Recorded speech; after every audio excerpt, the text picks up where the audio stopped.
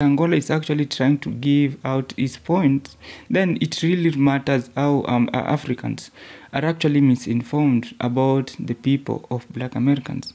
Now, I want to give these points by reading them because I had written them down so that you can at least understand how this situation is actually being going viral and how Africans have actually been ignorant about the history of themselves and history of Black Americans. Now, let's dive in. Amanda Seale is one of those public figures who doesn't sugarcoat when it comes to addressing systematic racism.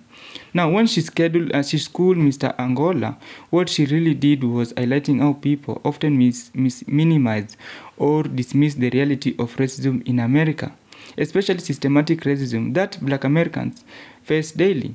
Now, the issue is that many non-Black people, even other people of color, sometimes think racism is just about individual prejudice or a few bad actors. But Amanda was pointing out that racism is baked into the system of America, like housing, education, policing, job opportunities, healthcare, and even culture narratives. Now, Black Americans didn't even imagine redlining, mass incarceration, or discriminatory hiring practices. These are the documents realities that still affect outcomes up to today.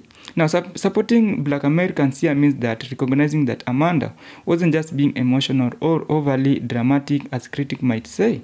She was laying out facts that generational wealth gaps over policing in American neighborhoods and the Black neighborhoods are barriers in professional spaces which are not even by accidental but deliberately structures that America has struggled to dismantle.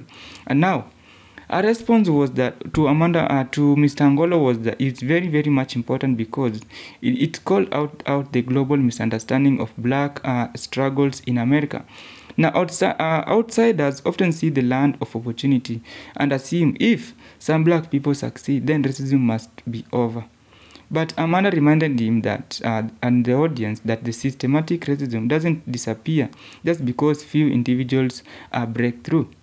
In short, Amanda Seale was defending Black Americans by making it clear that racism is not just about how one person treats another. It's about how the system has been rigged for centuries, and until it is addressed honestly, the playing field will never be equal.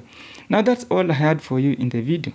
What do you think about this? Because I've come to realize that the diaspora war and African war, it is not going to end. I don't think if it is going to end very soon, because when we say that it is going to end, then up to when?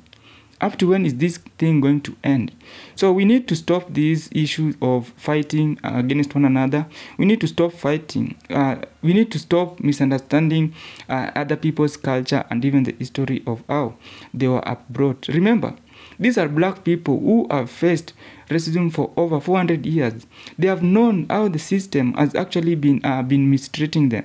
Then when an uncolored person or a colored person from outside comes in and start giving out misinformation about them, I feel sorry for how we know it. Now, to the people of Africa, I would like to say that however much we are fighting one another, we also need to see how these people are actually facing the system. They are facing the system directly. We as Africans, we are facing the system indirectly. The colonizers, the elites, are actually using our leaders to mistreat us. But them, the colonizers and the leaders, are actually mistreating them directly, like police brutality. It is always there. They are always jailed. There are negative stereotypes about Black Americans. Then it is time for us as Africans. We also need to understand the Black people. Not all the time that they don't have future, they don't have culture, they don't have this. This is not going to take us anywhere. Otherwise, what Mr. Angola said was actually wrong, and Amanda Seale tried to defend the Black people, and I stand to be corrected also. See you in another episode. My name is Oka Archives.